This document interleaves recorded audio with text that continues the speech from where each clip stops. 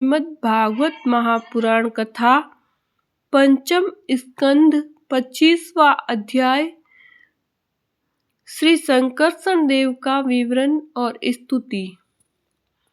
श्री सुखदेव जी कहते हैं, राजन, पाताल लोक के नीचे 30,000 योजन की दूरी पर अनंत नाम से विख्यात भगवान की तामसी नित्य कला है।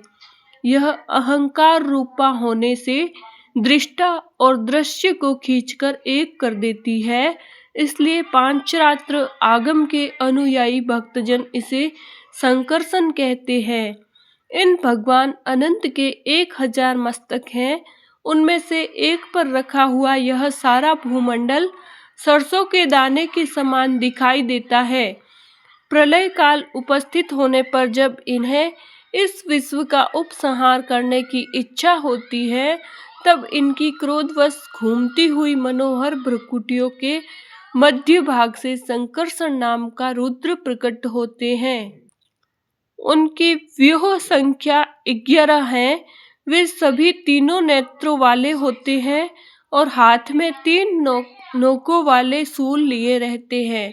भगवान संकर्षण के चरण कमलों का गोल गोल स्वच्छ और अरुण वर्ण नख मणियों के पंक्ति के समान दैदीप्यमान है। जब अन्य प्रधान भक्तों के सहित अनेकों नागराज अनन्य भक्ति भाव से उन्हें प्रणाम करते हैं, तब उन्हें उन नखमणियों में अपने कुंडल कांति मंडित कमनीय कपोलों वाले मनोहर मुखारविंदों के मनमोहिनी झांकी होती है और उनका मन आनंद से भर जाता है। अनेकों नाग राजाओं की कन्याएं विविध कामनाओं से उनके अंग मंडल पर चांदी के खंभों के समान सुशोभित उनकी वलय विलासित लंबी लंबी श्वेत वर्ण सुंदर भुजाओं पर अर्गजा, चंदन और कुमकुम पंख का लेप करती है। उस समय अंग स्पर्श से मथित हुए उनके हृदय में काम का संचार हो जाता है। तब वे उनके मद विहल सक रूप अरुण नयन कमलों से सुशोभित तथा प्रेम मद से मुदित मुखारविंद की और मधुर मनोहर मुस्कान के साथ सल्लज भाव से निहारने लगती है। वे अनंत गुणों के सागर आदिदेव भगवान अनंत अपने अमर्ष असहनशीलता और रोष के वेग को रोके हुए वहां समस्त लोकों के कल्याण के लिए विराजमान हैं। देवता, असुर, नाग, सिद्ध, गंधर्व, विद्याधर और मुनिगण भगवान अनंत का ध्यान किया करते हैं।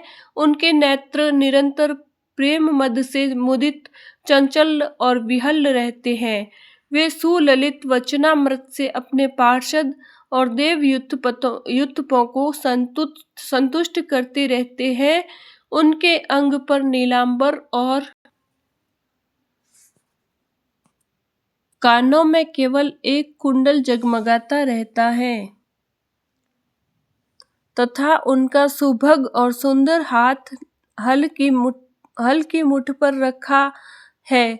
वे उदार लीलामय भगवान संकर्षण गले में वैजयंती माला धारण किए रहते हैं, जो साक्षात इंद्र के हाथी ऐरावत के गले में पड़ी हुई सुवर्ण की संकला के समान जान पड़ती है, जिसकी कांति कभी फीकी नहीं पड़ती। ऐसी नवीन तुलसी की गंध और मधुर मकरंद से उन्मत्त हुए भंवरे निरंतर मधुर गुंजन करके उनकी शोभा बढ़ाते रहते हैं।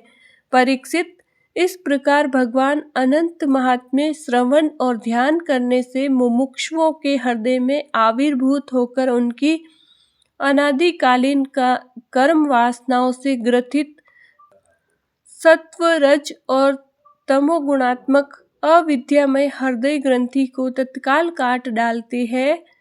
उनके गुणों का एक बार ब्रह्मा जी के पुत्र भगवान नारद ने तुम्बुरु गंधर्व के समान ब्रह्मा जी की सभा में इस प्रकार गान किया था, जिनकी दृष्टि से पढ़ने से ही जगत की उत्पत्ति, स्थिति और प्रलय के हेतुभूत सत्व आदि प्राकृत गुण अपने अपने कार्य में समर्थ होते हैं, जिनका स्वरूप ध्रुव अनंत और अकृत अनादि है तथा जो अकेले होते हुए भी इस नानात्मक प्रपंच को अपने में धारण किए हुए है, उन भगवान संकर्षण के तत्व को कोई कैसे जान सकता है, जिनमें यह कार्य कारण रूप सारा प्रपंच भास रहा है तथा अपने निज जनों का चित्त आकर्षित करने के लिए ही की हुई जिनकी वीरता पूर्ण लीला को परम पराक्रमी सिंह ने आदर्श मानकर अपनाया है।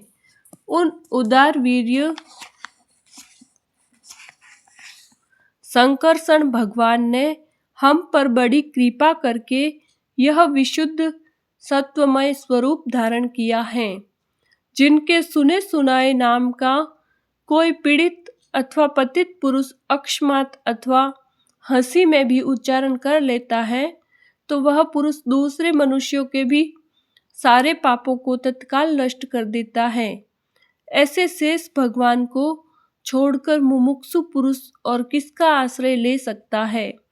यह पर्वत, नदी और समुद्र आदि से पूर्ण संपूर्ण भूमंडल उन सहस्त्र शीर्षा भगवान के एक मस्तक पर एक रजह कण के समान रखा हुआ है। वे अनंत है, इसलिए उनके पराक्रम का कोई परिमाण नहीं है।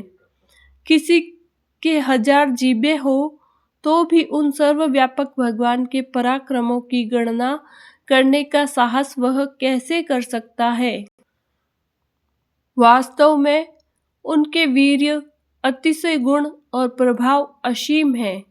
ऐसे प्रभावशाली भगवान अनंत रसातल के मूल में अपने ही महिमा में स्थित स्वतंत्र है और संपूर्ण लोकों की स्थिति के लिए लीला से ही पृथ्वी को धारण किए हुए है।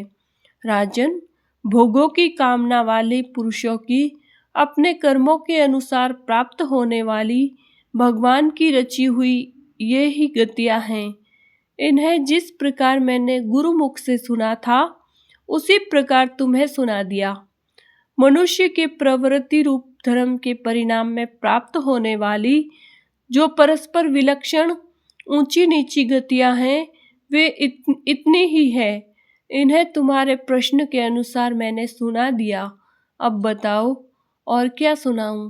बोली श्री कृष्णचंद्र भगवान की जय।